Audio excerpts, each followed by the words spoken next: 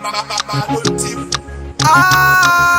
the closest thing to the king. Mazama Worldwide. Nigga Bazama Handitisu mabhazi kunge munenza vari kudhisa vari papi kunge vana vembwa vachaona taona kunge taitoni inozoguma vaguruma kunge taisoni vakabva kure vatizama unge Trisoni asi havana sairini unge Simoni kapena vati petiri maaikoni tinosiya tavaparadza kunge cycloni mufana wangu rova vhiri pamunhu heta unoti kabhi yakasviba uri muketa kapena rova vhiri pamunhu heta pakanda rehove haufe wambowana ledza mufana wangu rova vhiri pamunhu heta unoti kabhi yakasviba uri muketa kapinda rova vhiri pamunhu heta pakanda rehove haufe wambowana ledza mafanzi vedu votitemba kunge muliswa ngoma dzavo hadzina nyama kwatiri ishwa achivseke vanobvira saka vachirwiswa vamwe vakarumwa muromo paakakiswa patifeti vongoti kutongesa martin timu yedu hotspace setimu yaharrican tisu tosapota uefa kunge heniken ivo vanosapota chapungu kumabvuza make mufana wangu rova vhiri pamunhu heta unoti kabhi yakasviba uri muketa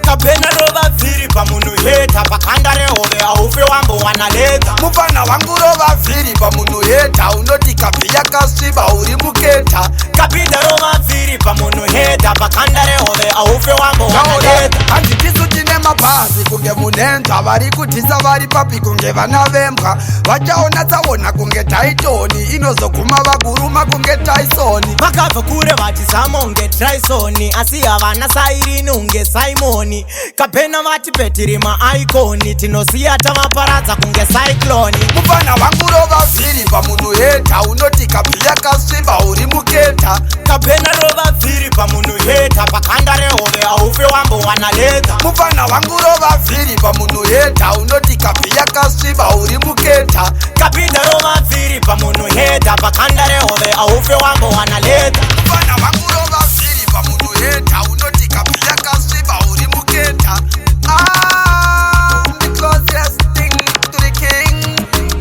kapena rova vhiri pamunhu heta pakanda rehove haufe wambowana ledza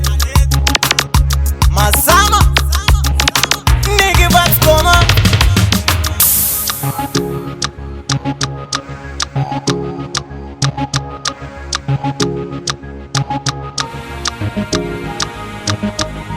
Maloti